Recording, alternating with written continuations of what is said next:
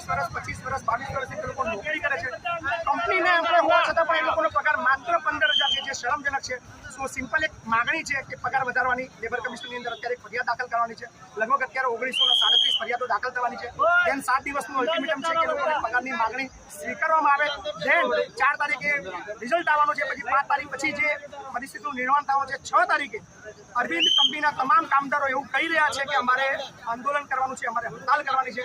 પછી એ જવાબદારી એમની રહેશે। એટલે ખાસ એક અપીલ છે કે આવતા 7 દિવસની અંદર અરવિંદ મિલના તમામ કામદારોનું નિયમ અનુસાર, હું એવું નથી કહેતો એ લોકોની માગણી, જે સરકારી નિયમ છે એ મુજબની એમની પગાર વધારવાની માગણીને સ્વીકારીને આ વિવાદ અહીંયા પૂર્ણ કરી દે તો જલ્દી સારું છે।